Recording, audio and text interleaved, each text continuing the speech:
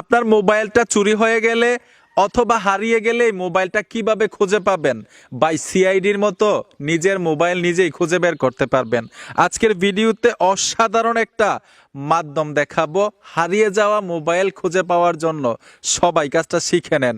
এখন হয়তো ভাবতেছেন কাজটা শিখার দরকার নাই, আমার মোবাইল তো আমার হাতেই আছে। ভাই কোনো না কোনো একদিন কিন্তু বিশেষ কাজে লাগবে, তখন এই ভিডিওটা খুঁজবেন। আরে সোহাগ ভাইয়ের ভিডিওটা কেড়ে দেখলাম না, যদি দেখতাম তাইলে হারিয়ে যাওয়া মোবাইল খুঁজে পাইতাম।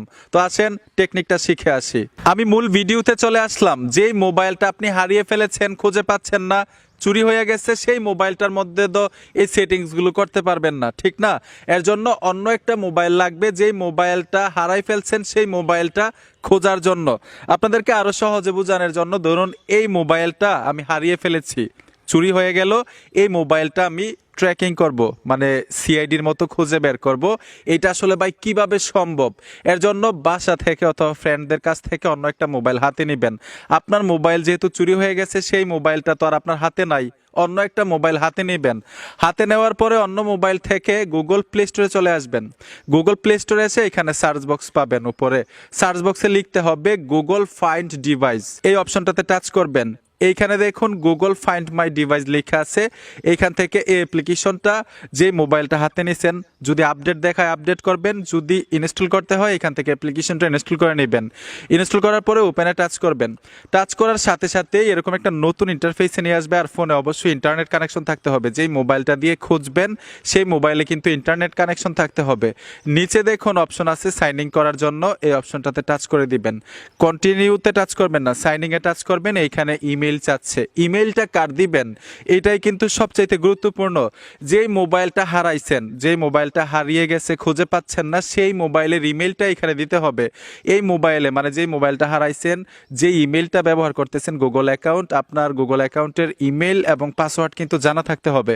তো এই মোবাইলের ইমেল এবং পাসওয়ার্ড জানা আছে, কিভাবে খুঁজে বের করবেন, কাজগুলো কিভাবে করবেন, এটা একদম প্র্যাকটিক্যাল দেখাবো। এখানে আমি ইমেলটা দিয়ে দিচ্ছি, ইমেলটা দিয়ে দিলাম। তারপর হচ্ছে এখানে দেখুন পরবর্তী লেখা আছে, পরবর্তীতে চলে আসবেন। আসার সাথে সাথে পাসওয়ার্ড চাইবে।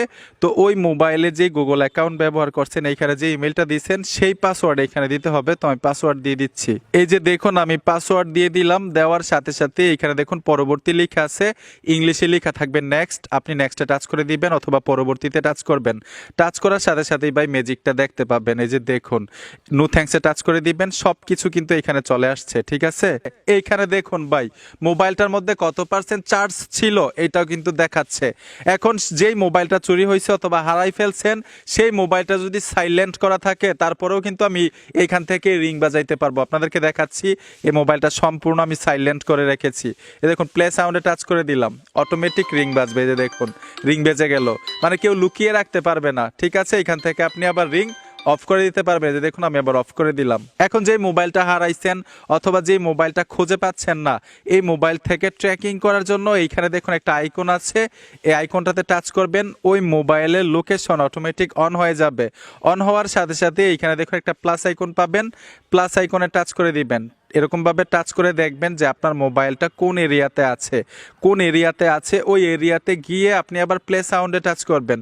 প্লে সাউন্ডে টাচ করার সাথে সাথে কিন্তু সাউন্ডটা বাজবে। এই দেখুন সাইলেন্ট করা থাকুক, ভাইব্রেশন দিয়ে রাখেন, এরকম সাউন্ড বাজবে, রিং হবে। ঠিক এরকমভাবে কিন্তু আপনার মোবাইলটা খুব সহজেই খুঁজে বের করতে পারবেন।